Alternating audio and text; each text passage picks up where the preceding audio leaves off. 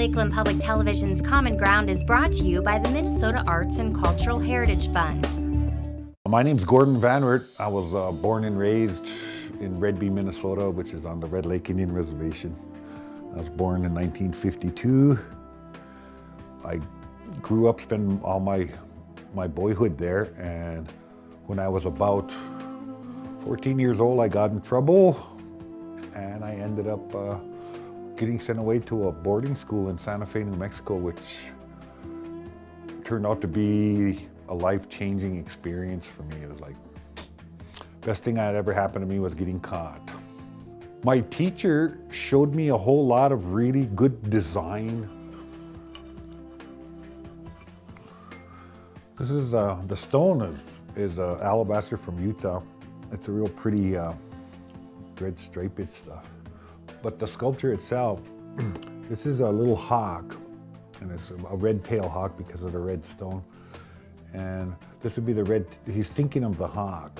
A lot of my classmates, some have passed away, but they were very famous artists that are collected all over the world. My teacher is also one of them. Some of the art teachers from the school were the top of their class in what they did, Native American art. And that was the only school ever done just to nurture fine art in the Native American community, Indian country, across the whole North American continent. Like I say, even some Samoans came to school there, some of the natives from Samoa. So that part of it has kind of turned me almost international, I guess, being on that campus. So it was like really, really stimulating all these different types of art. You know, these guys who were painting with these splashing canvas with color, and then pretty soon they would turn into like an eagle or something. It was outrageous. Well, the school itself, it started in 1963. It was one of Lady Bird Johnson's pet projects. So our school was about 300 of us at this school in Santa Fe. It was a beautiful old campus that used to be the Santa Fe Indian School, which had a farm and everything, and it was a self-sufficient school back in the 30s and 40s.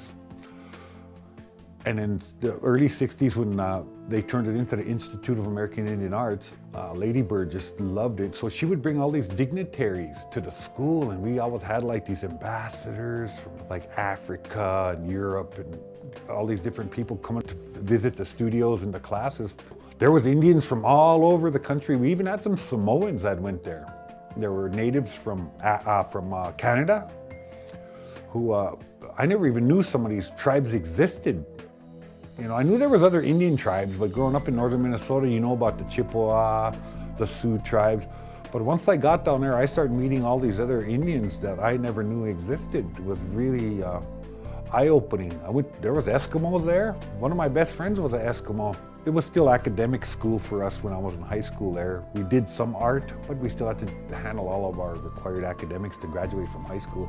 But after you graduated from high school there and you go into the college program, then you could concentrate just on art in a major way.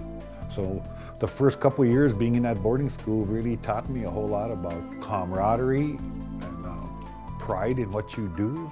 My teacher just took me under his wing and helped me through the difficulty, because my father left us when I was probably 10 years old, and Mom had 7 of us to raise. I would live with different homes. Not so much that I didn't like living at home, but I would get fed. There was food at other houses too, because there were 7 of us trying to eat at the house. That's how I learned a lot about the culture of my reservation and my tribe, was from living with these elders on the reservation. They loved it because I would go help them, and then I was a good listener. They loved to tell me their stories, and that's kind of where I got my storytelling, and I try to tell it in stone now. I'm doing a large 6-foot sculpture to the Arboretum down in Chaska, and it's all about the 3 sisters, which is a native story, and it's about planting on one pile or one plot, one little, is the corn, the beans, and the squash.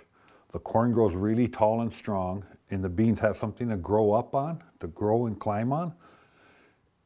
And the squash with its big wide leaves keeps the bottom covered to save the nutrients And a lot of native tribes have the story of the three sisters, including the Ojibwe. What I'm doing for the Arboretum is the fourth sister, which in my story, the Chippewas have, the Ojibways have, is the food that grows on the water. That's what brought us from New York in our migration to this part of the country, which is the wild rice. And wild rice is included in my story. So it's the story of the three sisters meeting the fourth sister, which brought us in our migration to find the food that grows on the water, what we call monomen. History all over the world. If it wasn't for the artists, we sure wouldn't have much history to study, because all historians study mostly is the art that's left that these people made, all the way back to ancient times. So the artists are, in a lot of instances, are the storytellers of history. And that's what I feel really, particularly in stone, I really feel honored to be able to do that. Passing that knowledge on is just, to me, is just continuing what the human race has been doing over and over and over and over all these thousands of years we've been on this planet. And no matter where you go in this world, there's always been another group that's going to come and conquer the other group and try to destroy their civilization. But the art is always saved, because even the conquerors would appreciate the art. They wouldn't destroy it all, they would save some of it. So that was how, in fact, they would study these other civilizations. A lot of it is through art. You know, paleontologists, those people, God bless them too. You know, I had a stroke 5 years ago, a pretty massive stroke that left me paralyzed, and my whole left side was paralyzed. I couldn't sit up in bed.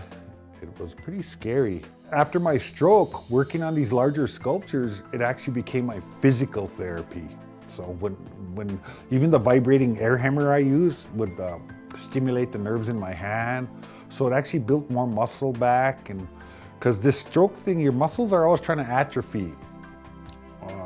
They lose their memory of how to work because of the oxygen deprivation. So I have to, what they call, reroute all my electrons through my brain to work my muscles again. I can pass this on. It's going to keep, and it's going to be around way past me and my children, my grandchildren. And there's no reason that I'll ever stop doing it. I became pretty successful in the Southwest. I've got stuff in museums in different parts of the world, and major museums in this country. And I've shown in like Aspen and Vail and Palm Springs, and, you know, in museums. But being accepted and being appreciated again in my own homeland here, back in Minnesota, it makes a big difference to me. It's like a whole different feeling. You know, my success down there was good, and I felt good about it. But coming back home and being here and being accepted as an accomplished artist and treated as so, I think I earned it. If you enjoyed this segment of Lakeland Public Television's Common Ground, consider making a contribution at lptv.org. If you have segment ideas pertaining to North Central Minnesota, contact us at legacy@lptv.org.